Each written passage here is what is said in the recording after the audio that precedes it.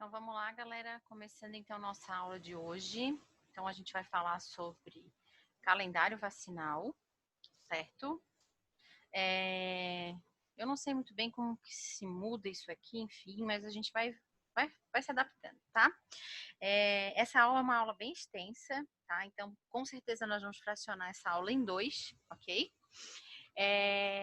Então a gente vai primeiro, né, aprender toda a parte de como que funciona, né, a questão da vacina e da geração da imunidade através da vacina. E depois a gente vai falar da parte das vacinas propriamente dita, tá?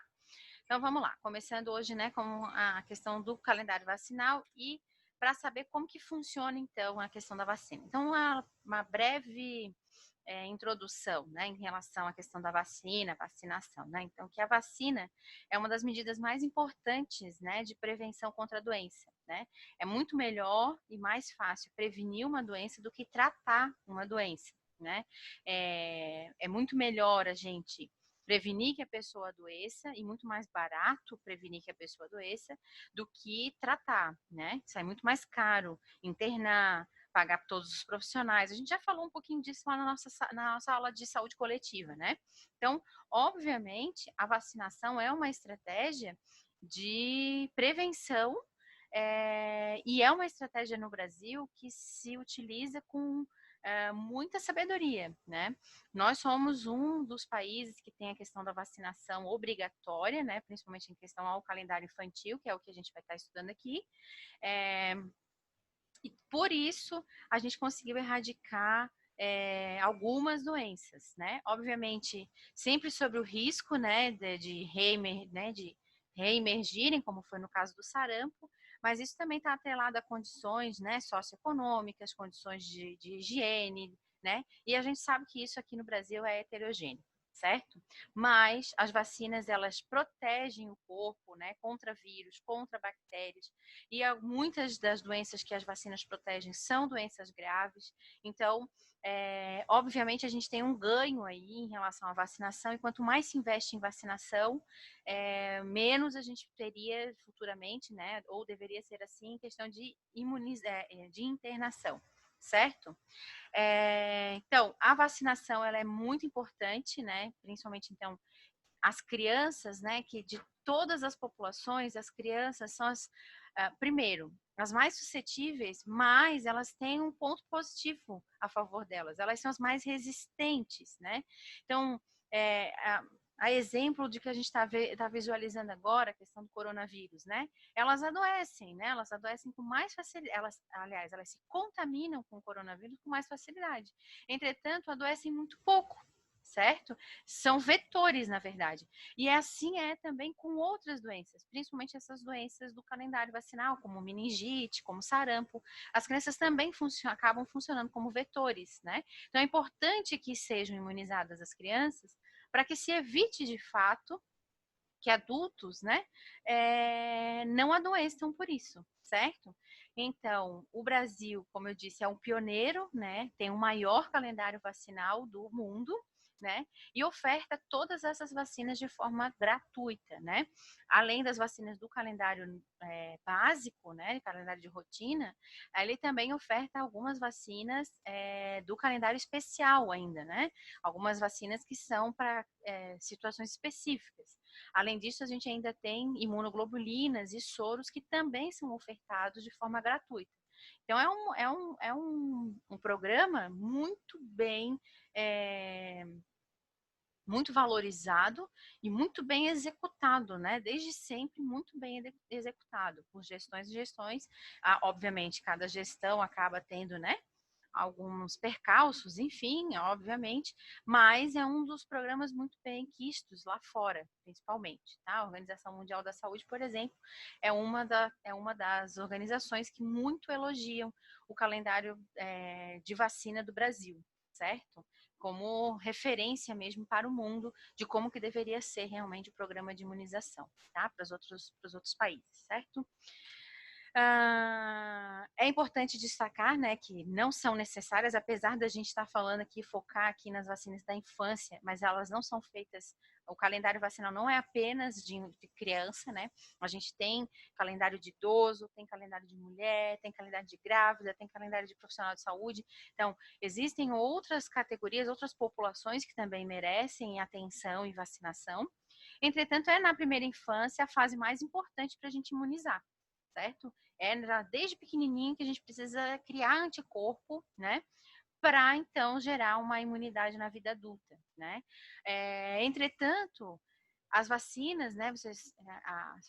Se a gente for parar para pensar, e se vocês tiverem alguma memória, né, em relação à temporalidade, o calendário vacinal ele vai ganhando corpo a cada ano, certo?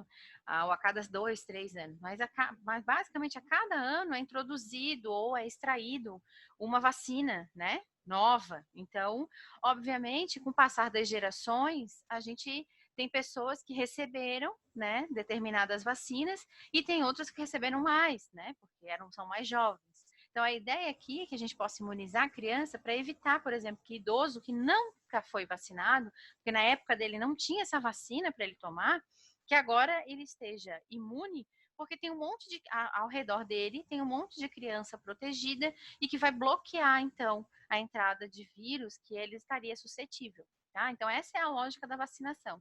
É fazer um cerco entre as pessoas que estão suscetíveis. Então, quanto mais pessoas vacinadas, menos a gente consegue propagar a doença, tá? Então, e o que são vacinas, né? As vacinas, elas são, vamos assim dizer, compostos, né? E eu não posso dizer que são compostos medicamentosos, porque a gente não está tratando de medicamento, mas são compostos biológicos que fazem com que o nosso sistema produza anticorpos que vão nos defender futuramente desses mesmos organismos, né, desses mesmos vírus, dessas mesmas bactérias que vão entrar em contato com a gente, né? Então, é meio que louco, mas é basicamente isso. É eu mostrar para o meu corpo quem é o cara que pode me adoecer e introduzir isso no corpo e dizer assim, ó, esse cara aqui adoece, então faça anticorpo para ele e porque futuramente, se você de novo entrar de novo no seu corpo esse mesmo cara, você se defenda, você já tem armas para se defender. Então é isso, tá? A vacina é isso. Então, a vacina, ela tem então ela é produzida então por organismos que podem ser enfraquecidos, né? Que aí a gente chama então de vacina atenuada. A gente pode também ter vacinas que são produzidas por organismos mortos, que aí a gente chama de vacina inativada, e a gente pode ter a vacina, inclusive, de algum derivado desses vírus ou dessas bactérias, né? Que é no caso, por exemplo, da hepatite B, que na verdade ela é só uma partícula da cápsula que envolve o vírus. Ela não é nem o vírus, não é nem uma partícula do vírus. Ela é uma partícula da cápsula que engloba o vírus, tá? Mas é uma forma do corpo olhar para aquilo não adoeceu o corpo, porque ele está enfraquecido, né? Ele está aqui, né? Enfraquecido, ou então está morto, né? E é uma forma dele enxergar aquilo e dizer assim, bom, isso aqui então não faz bem para o meu corpo, então eu vou montar um exército contra ele. Se lá na frente, né, ele entrar novamente, quiser entrar, aqui ele não vai ter vez, ele vai morrer, certo? Então essa é a lógica, tá? Tem vacinas que precisam ser, o processo de imunização precisa ser feito intramuscular, que precisa de um tempo, uma certa demora para que aquele composto fique ali mais tempo, para então essa vacina ser produzida com mais facilidade, os anticorpos serem produzidos com mais facilidade. Tem outras que são intradérmicas, que precisam de mais tempo ainda de absorção. E tem outras que precisam passar pelo intestino, né, pela boca, por todo o processo digestório, para então eliminar tudo pelo trato gastrointestinal, como por exemplo no caso da poliomielite, né, da gotinha, né? Então, cada uma vacina, além de ter a questão, né, de corpos enfraquecidos ou mortos ou algum dos seus derivados, ainda existe um meio para que ela seja absorvida, né? Mas então, como é que a gente consegue imunidade, né? Como é que a gente adquire imunidade? Acho que a gente já falou isso na nossa aula de calendário vacinal, né? Você já deve ter, inclusive, visto essa mesma apresentação aí. Eu só estou repassando e batendo, é a mesma aula, tá? O que então a gente vê aqui, né? Então, a gente tem a imunidade passiva e a imunidade ativa. A imunidade passiva, relembrando de novo, é a questão, né, da mãe passar pela placenta ou pelo colostro, tudo que ela já criou de anticorpo na vida, seja porque foi vacinada, seja porque adquiriu doença, certo? E a outra passiva artificial é quando a gente recebe, então, aquele anticorpo pronto através de um soro, né? Eu utilizei o exemplo da cobra, da mordida de cobra. Não dá para a gente ficar esperando o corpo fazer o anticorpo, senão vai acabar entrando a óbito. Então precisa desse anticorpo pronto para então conseguir eliminar aquilo ali que está sendo um agente causador de doença, certo? A outra, então, é a imunidade ativa, né? Que a gente pode ter, então, ou por adquirir a doença de fato, e aí, obviamente, são doenças, né, que de uma certa maneira, doenças que não podem nos matar, né? Porque seria uma briga. Entendam, toda vez que a gente entra em contato com um micro-organismo patogênico, né, que é capaz de causar doença, é sempre uma briga, né? O corpo e o vírus, né? Ou a bactéria, ou enfim, ou o fungo e tal. E, obviamente, para a gente adquirir isso aqui, o vírus, a bactéria, ou enfim, o micro-organismo, ele não pode vencer, porque senão a gente não vai adquirir imunidade, a gente vai a óbito. Então, obviamente, para ter imunidade ativa, a gente tem que ter contato com ter desenvolvido doença de doenças que, obviamente, não vão levar a gente a óbito, né? E se levarem a óbito, são por causa de outras complicações que a gente nem sabia que existiam no corpo, certo? Então, uma delas aqui é a varicela, a catapora, né? E o outro modo de imunidade ativa é artificial, óbvio, porque não é a gente que produz, é o meio da vacinação. Inoculando ali no músculo, no tecido intradérmico, enfim, aquele vírus com uma potência um pouquinho menor. Então, a gente tira, né, aquela capacidade dele transformar, de nos adoecer, a gente tira isso dele e inocula, e aí, então, o processo de imunidade é o mesmo, tá? Com a doença, para o corpo, isso aqui não faz diferença, tá, povo? Para o corpo, isso não faz diferença. Para ele, tudo é doença. Ele não entende que é porque eu peguei o vírus, porque eu entrei em contato com alguém, ou porque é uma vacina. Para ele, tudo é doença, tá? Para nós é que faz diferença, certo? Também acho que já falei sobre isso na nossa aula, né? Então, eles são, e já falei até, inclusive, no começo, né, no começo do nosso slide, nossa aula, que ela pode ser produzida por diversas bactérias, diversos vírus, né? E a ideia, então, é produzir uma reação ao sistema imunológico, certo? É produzir uma infecção e depois dessa infecção, então, produzir anticorpo, certo? Não vou também me atentar a isso, porque eu já falei disso. Inclusive, eu acho que eu já mostrei para vocês um videozinho muito interessante falando, né, sobre a questão dos linfócitos, de como é que eles agem toda vez que entra um micro-organismo no corpo, de fazer memória, né, de ter essa questão de um linfócito capaz de guardar, né, a foto, a característica daquele vírus, para então ativar essas células futuramente. Então, eu não vou me ater agora a isso, porque eu já passei. Se eu não passei, ou se vocês querem rever, eu vou passar na interação de novo, tá? Então, quem tá afim aí, entra na interação hoje às 19h45 e a gente revê, é um videozinho curto, de 8 minutos, a gente revê na nossa aula, tá? Calendário básico, ofertado, né? Ofertado pelo SUS hoje, né? Pelo estado de Santa Catarina. Já é diferente desse aí, gente, tá? Já é bem diferente desse aí, tá? Inclusive já tá até com outra corzinha. Prof, o que mudou aí de diferença? Mudou que agora a gente tem uma vacina nova no calendário do adolescente, né? Que é a vacina que entra aqui assim, ó, nesse meio aqui, que é a vacina meningo ACWY. Ainda continuamos tendo essa meningo aí, a meningo C, que vocês estão vendo aí, mas a gente tem aqui também no meio uma vacina ACWY para essa população aqui, para a população adolescente, certo? Indo aí, né, iniciando então a parte do calendário. Vamos entender um pouquinho de cada uma das doenças que cada vacina protege, tá? Cada vacina nos proporciona criar anticorpos, tá? Primeira vacina, que é a primeira vacina que a gente toma quando nasce. Assim que nasce, a gente já é picado, tá? Ela tem a capacidade de nos proteger, de fazer com que o nosso corpo crie anticorpos para uma doença chamada tuberculose, tá? Vocês já devem ter ouvido falar disso. Só que não é essa tuberculose que a gente vê aí da galera tossir, que afeta pulmão e tudo mais. É das formas mais graves de tuberculose, principalmente a tuberculose meningitidis, que é aquela que causa meningite, certo?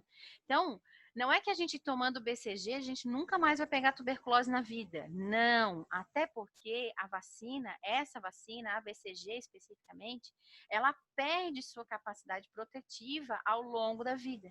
Então, nós que já estamos aí na faixa etária de 30 anos para frente, a gente já tem muito pouca proteção da BCG. A única coisa que nos resta da BCG, realmente, para algumas pessoas ainda, é a marca, é a cicatriz, tá?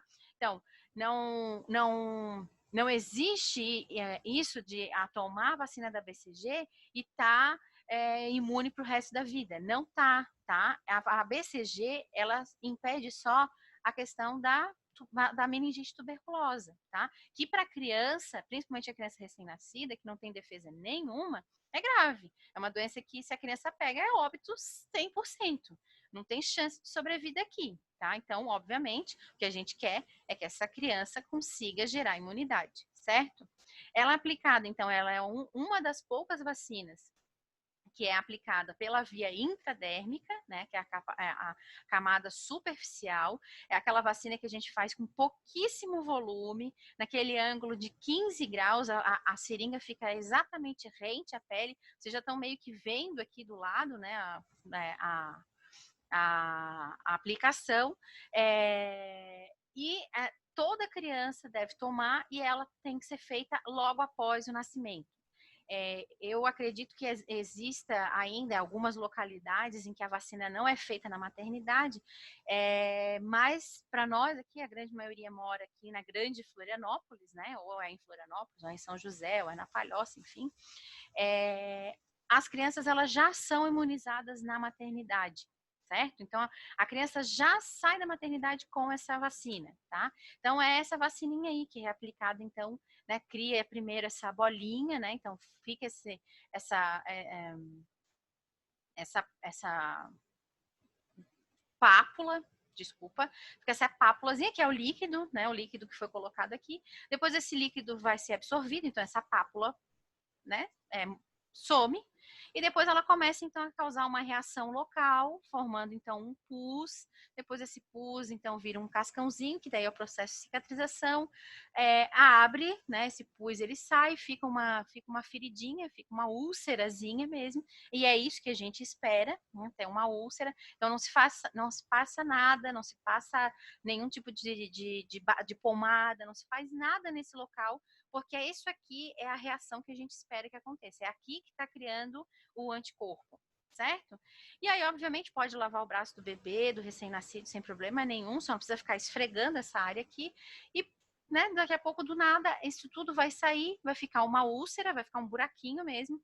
E aí, esse buraquinho vai fechando por segunda intenção, vocês já devem ter visto isso, se não viram, vão ver, quando a gente está falar de tratamento de feridas, vai fechando por segunda intenção, de dentro para fora, e aí, obviamente, vai ficar uma cicatriz, que é essa cicatriz que a gente vê, tá?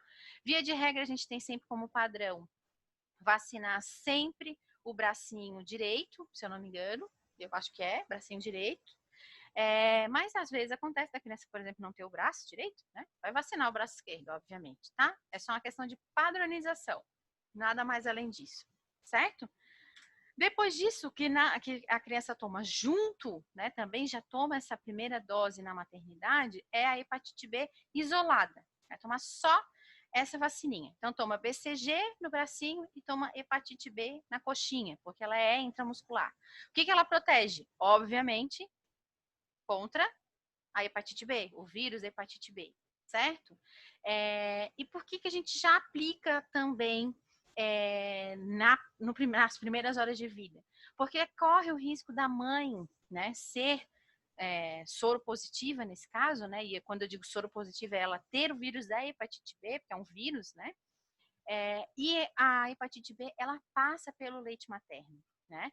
Então, já se imuniza desde o começo da idade da infância, nas primeiras horas de vida, para evitar a contaminação dessa criança futuramente, tá? Criança, gente, principalmente as menores de 1 ano, não existe outra via ou outro ponto para vacinar que não seja vasto lateral da coxa, tá? Então, vocês não vão aplicar nada em recém-nascido até 12 meses de idade que não seja, né? Então, vacina, medicamento, qualquer coisa que seja intramuscular em menor de 12 meses é sempre aplicado em vasto lateral da coxa. Por que isso, prof? Se no adulto é sempre em rosteter, é sempre em dorso glúteo. Por quê? Porque as crianças com menos de 12 meses de idade ainda não estão andando. E o nervo ciático para essas crianças, ele não segue o mesmo padrão, ele não fica no mesmo local que o do adulto, que já caminha e que já estabeleceu bem a musculatura, a musculatura dos membros inferiores. Então, por que a gente não aplica dorso glúteo ou rosteter? Porque corre o risco desse nervo estar um pouco mais para frente, estar um pouco mais para um lado, um pouco mais para o outro, e aí a gente vai fazer a aplicação, pega o nervo, e aí acontece o quê? Necrose, encurtamento de perna, síndrome de meningite, porque, né, dá uma dor, porque é um nervo, né, que está ligado à coluna vertebral.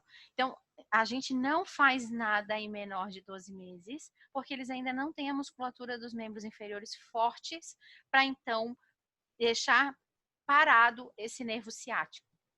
Ok? Então, sempre nós vamos escolher um músculo que está livre de inervação, né? Ou de nervos importantes. Obviamente, a coxa tem nervos, né? Óbvio. Mas nervos importantes. Então, vai ser sempre, sempre, sempre. Intramuscular em menor de 12 meses. Vai ser em vasto lateral da coxa. Direita ou esquerda. Vai ter situações, né? Que o bebê vai receber 3 picadas na mesma oportunidade. Então, vai fazer 2 vacinas numa coxa, uma vacina na outra. Certo?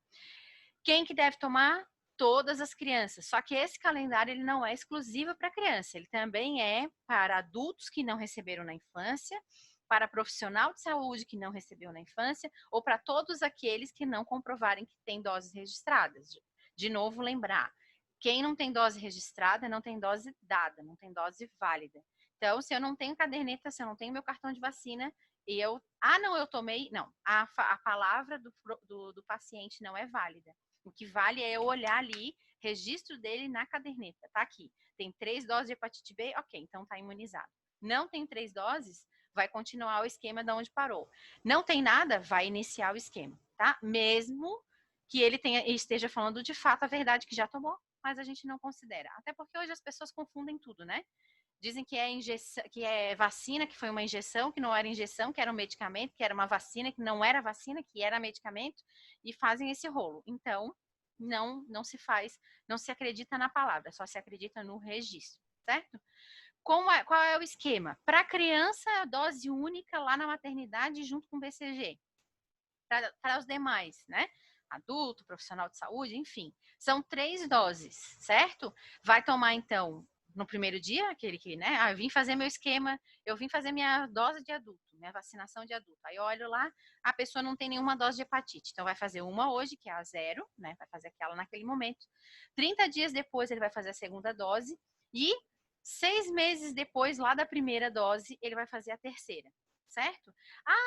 era para eu ter vindo 30 dias, já estão com 50 dias, não tem problema. Vai fazer a segunda com 50 dias, e aí sim eu posso dar um intervalo curto entre a segunda e a terceira, porque já tem realmente mais de 6 meses da primeira, eu posso fazer um intervalo curto de 30 dias entre a segunda e a terceira. Ah, não veio também, desapareceu para fazer a terceira. Aí, independente de quantos dias for, aplica a terceira, tá? Não precisa reiniciar o esquema todo, ok? Só continuar o esquema de onde parou, tá? E aí, obviamente, aí, ó, vasto lateral da coxa, né? Dói um pouquinho menos, né, do que a intradérmica, que a intradérmica fica bem ardidinha, mas, obviamente, precisa de um trato, precisa de, né, precisa de carinho aí para fazer essa vacinação, essa vacina, tá? Sempre optar, gente, né, por também evitar, né, pegar a parte mais grossa desse músculo. Lembrar que o músculo vasto lateral da coxa, ele é assim, ó, tá? Então, ele se liga aqui, né, ao joelho, né? E aí aqui a cabeça do fêmur, né? Então, ele é aqui, ele é bem mais fino, né? As bordas aqui das ligações, ela é bem mais fina. E aqui ele é bem mais gordo. Então, optar por onde tem mais massa, né? Então, é sempre o terço médio, tá? O terço médio. Então, aplica a injeçãozinha aqui, ok? Aqui, né? Enfim, mas aplica sempre na parte, no segundo, né? Divide essa perninha em 3 e sempre aplica no meio, tá? Para finalizar, e a gente então dá continuidade, né, na próxima aula e finalizar então. Essa é uma das vacinas mais antigas, né? Quem nunca ouviu Zé Gotinha, vamos tomar as gotinhas, né? Então ela é também uma das poucas vacinas que havia, né, via oral, né? Entretanto, ela mudou de status a partir de 2014. Então, era para todo mundo até 2014, era gotinha. Gotinha, gotinha, gotinha, gotinha, gotinha, gotinha, gotinha, gotinha, gotinha. O problema, ou o problema não, a boa notícia é que de 2014 para cá, né, a avaliação, né, até 2014 das coberturas vacinais, de como é que estava o quadro, né, de casos, quantos casos a gente tinha, o que mostrou para gente? Que a gente já não tinha mais caso de pessoas com paralisia infantil, né? E aí o que aconteceu? A vacina VOP, a gotinha, ela funciona como qualquer vacina. Ela é uma doença, tá? De novo, lembrar para vocês, né? Quando a gente vacina, a gente está promovendo infecção igual. Então é como se a gente estivesse adoecendo o corpo. Só que a gente dá, obviamente, um vírus atenuado, né? Mais enfraquecido. Então ele até gera a infecção, mas é uma infecção pequena e não um adoecimento total. Algumas parcelas de pessoas acabam entrando aí, né, em doença mesmo. Mas não é o que se espera, isso é a exceção, não é a regra, tá? Então, como toda doença, né, se a doença, né, a poliomielite, ela é uma doença que basicamente ela é uma doença fecal oral, eu me contamino pela boca e elimino pelo ânus, certo? Quando eu tô tomando a vacina oral, eu tô me contaminando pela boca e eu vou fazer o quê? Eu vou eliminar pelo ânus, certo? Com a vacina é a mesma coisa. Então, a gente também eliminava vírus pelo ânus tomando vacina. Só que, obviamente, a gente tinha mais crianças imunizadas. Então, eliminar pelo ânus, ok, ficava ali disperso pelo ambiente, mas as crianças estavam tudo imunizadas, o corpo ia lá, matava, deu ok, então não tinha mais caso. Então, para que continuar fazendo essa estratégia de ficar continuando eliminando o vírus no ambiente se a gente não precisa mais disso? Então, a partir de 2014, mudou o esquema. A gente tem dois tipos de vacina para eliminar a mesma doença. Então, a partir de 2014, a gente começou o esquema vacinal com uma vacina inativada.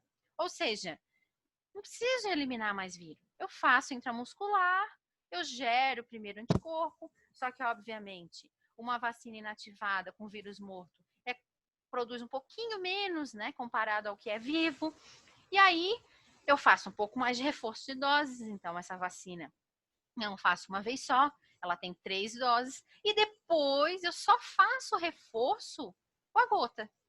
Então, o esquema é assim, VIP, VIP, VIP, VOP, VOP.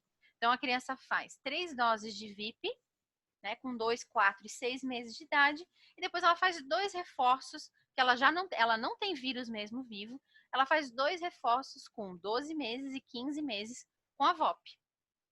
E aí, obviamente, ela vai eliminar, mas a galera toda já está imunizada e eu não preciso mais.